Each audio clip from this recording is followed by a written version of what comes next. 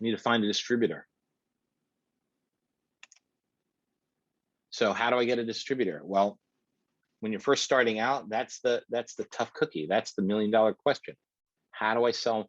I had to get money to make my film. Let's say I self-finance it. Let's say I, went and did an Indiegogo and got people to give me money to make a movie. I got it done. Well, now I need to distribute it. I need to get my money back. I need to give the investors their money back, right? Whoever invested in my film and me, I need to get that back. So I need to find a distributor. So one of the ways lots of people try to do is to go to get their film in a film festival. So Cannes, Sundance, South by Southwest, Tribeca. These are all places where film distributors are going to shop for movies. So again, this is not just because you get into a film festival does not guarantee you're going to get a deal. It really depends on how well your film plays at the festival and also who's interested in it at that time. So like right now, the worst time to be a middle-aged male white filmmaker is now for me. So this is a bad time for me to make a movie because nobody's interested in my point of view and me being an old white male. What they're looking for is younger people, they're looking for women, they're looking for anybody who's of any different race because they're looking for alternative voices. So maybe finding the right film festival that works for you, whatever your genre is a great place to start. So that may be why your film gets picked up or not. So getting a distribution deal at a film festival is a lot of work because you got to submit to these film festivals. And so guess what? Are they free to go into? Nope. They all have a fee, anywhere from $50 to $100 to $200. So you're not just going to go, well, I'm picking South by Southwest, and that's what I'm going for. No, you got to go for as many film festivals as you can afford because you just don't know where it's going to hit. So this is where maybe another round of fundraising might be a way to do it. So my friend I told you who made that short film with that actor that got done, she's really smart, and she would do a round of fundraising on Indiegogo or GoFundMe or whatever for each part of the process that she was doing. So instead of, if she needed a total of, I don't know, $10,000 to get this thing shot, edited, and distributed, instead of trying to raise $10,000, she would start out and raise $1,000, maybe $2,000 for production, then maybe another $3,000 for editing, editorial, and post, and then maybe another $2,000 for distribution. And those are smaller numbers to hit, right? So again, it's all about who you are as a filmmaker, and this all comes back to social networking and making a presence for yourself. So this is not just, oh, well, I'm just going to get it done and go get the deal. I need to work at who I am as a filmmaker. Why do people want to invest in me? Why am I interesting?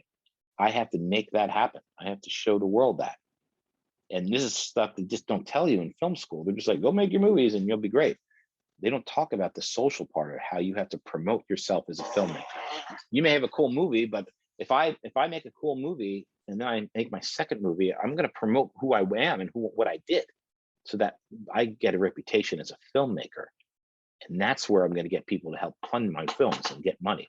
So getting a distribution at a film festival is a great way to go, but I need to have money to do this because I got to pay for all the applications, the submissions. If I get into some of these film festivals, I want to be there because that's where it's going to happen. It isn't going to happen if I'm sitting at home and my film gets screened and I'm not there to talk about it. Guess what? Probably not going to get a deal. So once you get into a film festival, then you got to book flight or tickets and hotel and all that stuff to get there. And be prepared to stay there for a few days to basically mingle and network. That's how it happens. Southwest, man, not South, but Sundance. I'm sorry, Sundance. I went there one year when a film I was involved in got in, and it's a huge networking party, and there's so many people you don't know who you're going to meet, make connections there. So going to a film festival is great for getting your film in, getting it acknowledged, maybe getting a deal, but also it's a place to make connections and expand out a little bit. So it's a really important thing to do, but unfortunately you need money to do it. You can't just get there with no cash and expect to, you can't couch surf at someone's house. So you have to plan to have money for this distribution part. So again, paying to enter multiple film festivals, you got to promote the film at the festival. So these take up money. How about getting a distribution deal at network like Netflix, HBO, and Showtime? Possible, but difficult. The first thing I tell you about this is that you can't just cold call them. You're not going to just knock on HBO or Netflix's door and say, hey man, I got my film, come, why don't you guys show it for me? It doesn't work that way. You basically are going to need to get an agent, and the agent's going to set the meetings up. You can't just connect. I've got people I know who work at Netflix, and I can't get a meeting without having an agent. There's just no, it just doesn't work that way.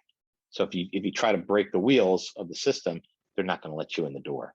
And that's what they do to weed out the weak. So they're not, the agents, their agents are going to block anything that's not worth getting into Netflix. So this stops the rest of the mere mortals on the planet from everybody just knocking on their door, because how many people are like, I'm going to be a great filmmaker. I know exactly what you need. Knock, knock, knock. Let me in, let me in. Do you have a track record? No, but I'm going to do it. I'll prove it to you. Sorry, not interested. So you have to be smart about this. So if I've got my film done, if I'm at the point where I'm making a film that's going to get in a film festival, I better start thinking about getting an agent that's going to represent me. And yeah, they may take a chunk of my money. They may take 10% of whatever I make, but that 10% might be a worthy investment to get your name out there so that you get going. So the agent's going to help set up the meetings. The other thing too with these networks is they may be interested in your project. You may get in the door with the agent, but they may say, well, we will show your product, your film or your show or whatever, but we're going to want a piece of the pie. You're going to have to give up some of your rights to this project if you want us to distribute it. And that happens a lot, especially with early, beginning filmmakers. So if Netflix says, well, we're going to pick up your TV show series idea, but you can't retain all their rights. You have to give up, 75% of your rights to it, your whatever money you're going to make. You're probably going to do that deal because it's much more valuable to get your name out there attached to something that's on Netflix than it is to keep that extra money. And they want something because you're a new face on their world coming in. So giving up your rights to something in the beginning, you have to be prepared to do. You might, it's all about intellectual property and saying, okay, well, I made this, it's mine. I'm going to sell it. I want to make all the money. I have the rights to do what I want with it. Not if you don't care about getting it seen by people. If you do care about getting it on the network, then you probably have to accept the fact that you're going to give up your rights, or a good chunk of them, to do it. And then the next one that you do with them, you have a better deal where you don't give up as much rights. It's all a game of give and take in the beginning. And in the beginning, when you have nothing, it's a lot more of take than them giving to you. But that's okay, because it's all about getting in the door, getting your foot in there. Once you're in and you kick butt, then it's a different story after the first round. How are we doing on time? Okay, we're running out of time. Sometimes there'll be a co-production with the network. So I may share rights with them. They may say, hey, if you didn't shoot it and you're trying to get money from the network, then they may say, well, we'll do it, but we're not giving you all the money. You have to go do a co-production with us, which means we'll put up half the money. You've got to put up half the money, and then we'll make it through our system and we'll screen it in our network. But that means then you got to go find half of that money. And a lot of times they'll do that in the beginning. You can also self-distribute. Okay, so now we're moving down the food chain. The ideal one is to hit it at Sundance or a big film festival and get a distributor, and now you're the new star in Hollywood. Second level is work with HBO, work with Netflix, Amazon. There's a lot of them out there now to help them distribute your product, but then you're going to give up stuff for sure. You're going to give up stuff no matter what you do. moving down the food chain is self-distribution. So it's easy to get your film on Amazon Prime. You don't, you basically anybody could shoot something and get it on Amazon Prime and charge to have people screen it or watch it in their house. So that sounds great, right? But just because you get it on Amazon doesn't mean they're going to give you the promotion and give you the, put you up there with up and trending things. So that again has to be kind of negotiated. But this is a place where you can actually get your film to a bunch of eyeballs and get paid for it. Maybe not that much. Maybe you're only charging $2. Maybe it's $4 if you feel lucky to rent one and stream it. But you could get some potential income from this. You can also do point-to-point sale of your film. And that pretty much means I'm going to make a bunch of DVDs and I'm going to sell them to people when I meet, do something like that. So again, it's moving down the food chain. This one, you could set a website up, and promote your film. A lot of people, I know some people who do this and actually make a lot of money because they made a name for themselves as a filmmaker and they make a certain genre of films. One person is an editor that I know, and he does these really B-level cheesy horror movies, and he's got a following for it, and he makes a decent amount of money from it, and it's a side gig from editing. So that can happen, but again, it's all about networking. It's all about promoting yourself and getting it done. The last one is going to be YouTube.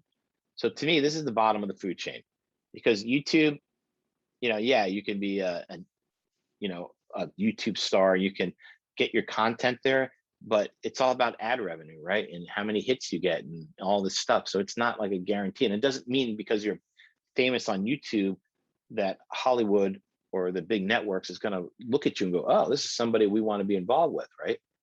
You could be a big fish in YouTube and be not existent in any of the other bigger worlds. And I'm not saying it doesn't happen. It certainly happens. There's been plenty of examples where people have made the crossover from it. I've worked on a couple shows where YouTube stars dipped their toes in network broadcasting, and they made pilots and stuff to get them crossing over. So it does happen. But again, these are all like, that's more like winning the lottery. So again, you can go back to independent websites and just do your own thing. It kind of ties in with point-to-point sales. The last one's going to be studio distribution, which is the hardest, probably, in my opinion, of them all. It's most difficult to accomplish. So studio distribution means I'm going to make a deal with the studios. They're going to hire me to make their film, and that's what all the, big directors do. The Spielbergs, the David Finchers, Christopher Nolan, Spike Lee, you name it, whoever it is. They're all got studio deals. That's, again, winning the lottery. You have to have a track record. They're not going to let anybody in those doorways, those golden doorways, without some proven track record. So when you look at studio distribution, that's the end goal. That's the path that you want to end up at, because that's where the money's at. Regardless if it's American studios or European or South America, doesn't matter. That's where the goal is. So you can't look at that as, well, I'm going to just get out of film school and boom, I'm going to land there. Does that happen? It does, but those people basically are lottery winners. The rest of us are going to have to work our way through this stuff and create a reputation as a filmmaker to become something that's sellable to the studios. That's what they care about. Are you a sellable commodity? Do you make films that we can sell, that people are interested in you as the filmmaker and what you do? And when you look at your favorite directors and filmmakers, that's what you're looking at, right? When I hear Christopher Nolan's making a new movie, I'm going to see it because it's Christopher Nolan making a movie, right? So that's the end goal you want to get to. And that's the most difficult one to get to, because like I said, they're guarding the doors. You're not getting in without an agent. Your agent needs to know somebody's agent who knows another person's agent who makes a connection and a deal to get you in the door. And you better have your skills at 100%, and you better have the chops and storytelling abilities to be able to, once that door opens, you have to go in and go 110%. You can't be like, well, I'll try again next year if I fail. It won't be in next year, especially when you're starting out. So I know, in the very beginning, I'm like, well, this is the game plan. This is what everybody, this is the way to do it, right? This is the difference between normal filmmakers and the pros. And it really is, no matter how you slice it. So the name of the game here to succeed is try, try, try again. That means you don't expect your first film to get you in. And if you look at even filmmakers who got that golden ticket and got in and made it, they all did some little things in the beginning that either nobody knows about or were stepping stones to bigger and better things. And so what I would suggest for everybody who's serious about pursuing this world, you just got to take it in steps. Do something. It's all about completing things and evolving. If you can do that and you're good, again, you still got to have the chops and the skills to back it up. Then you can step each staircase to the next level. And before you know it, you might find the right path to get you in there, the right people at the right time at the right place. So, and it may seem like it's Mount Everest when you look at it from the bottom, and it's impossible to climb, but it's not. It just depends on who you are, how dedicated you are as a filmmaker, and how well you study and learn the art. Because in the end, when you get to that level, they're all expecting a certain level of quality. They're expecting you to work in this workflow that we talked about here today and to deliver through this workflow.